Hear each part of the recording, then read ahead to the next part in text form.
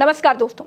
Ukraine जैसे मुल्क को भी मालूम है कि ट्रंप के दबाव में आकर युद्ध विराम करने का मतलब होगा ट्रंप की शरणागति स्वीकार करना। ट्रंप के दबाव में आकर रूस से समझौता करने का मतलब है ट्रंप को घोषित तौर पर अपना मालिक बना लेना। कैमरों के सामने ट्रंप और जेलेंस्की की खूब बहस हुई, तीखी नोकझोंक हुई।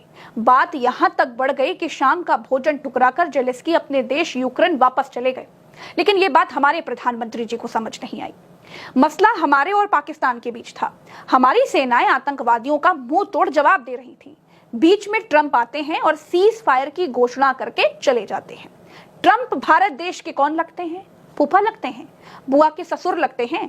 ट्रंप कौन है? डॉन हैं, दादा हैं, भारत के मालिक हैं, भारत के कर्ता धर्ता हैं। भारत के सीज फायर का ऐलान करने वाले ट्रंप कौन है? Who is Trump? क्या हमारी सरकार ने अपने निर्णय ट्रंप से करवाने शुरू कर दिए हैं? सिर्फ यही नहीं, ट्रंप ये तक कहते हैं कि कश्मीर का मुद्दा वो हल कर सकते हैं। फिर हम काहे कि गुट निरपेक्ष हुए?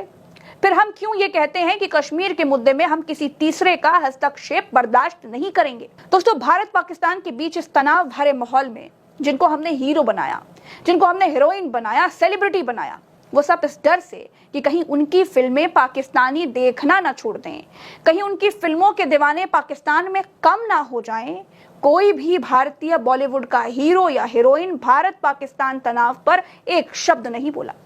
क्या भारत के हीरो हीरोइन भारत के नहीं है? भारत के नागरिक ये सवाल उठा रहे हैं कि ऐसा क्यों है? जैकी यादव लिखते हैं कि आजकल का जमाना नैरेटिव का है। जो अपना मजबूत नैरेटिव बना लेगा उसका ही पक्ष जाना चाहेगा। हमारे पास विद प्रूफ है कि हमारी मिलिट्री ने पाकिस्तान के आतंकी ठिकानों और एयर बेसिस पर तबाही मचा दी।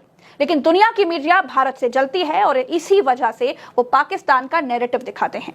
भारत के पास बहुत से सुपरस्टार्स हैं, इन्हें पूरी दुनिया में देखा जाता है और सुना जाता है।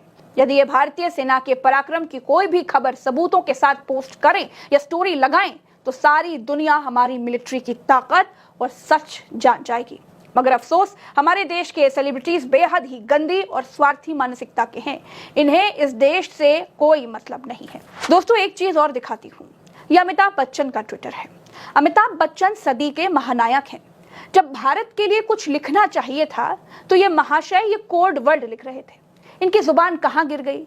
या अमिताभ बच्चन की उंगलियों ने काम करना छोड़ दिया? कुछ समझ में नहीं आ रहा है। जब सीज फायर का ऐलान हो गया तो एक लंबा चौड़ा पोस्ट दे मारा। दोस्तों, एक बात सच है, इंटरनेशनल मीडिया ने, चाहे वो जिस भी भाषा की मीडिया हो, उसने पाकिस्तान की तरफ झुकाव रख करके ही खबरें चलाई हैं। आतंकवादी पाकिस्तान पालता है, लेकिन इंटरनेशनल मीडिया ने मजबूर पाकिस्तान को ही दिखाया है।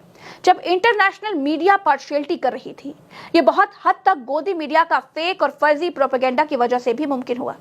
ऐसी स्थिति में हमारे देश के हीरो हीरोइंस भारत की सैन्य शक्ति, भारत की ताकत के बारे में लिखते, उसकी बातें करते तो दुनिया के सामने इस तनाव भरे वक्त में भारत का शौर्य और दबदबा बनता। ये सब के सब सिर्फ फायदा देखते हैं।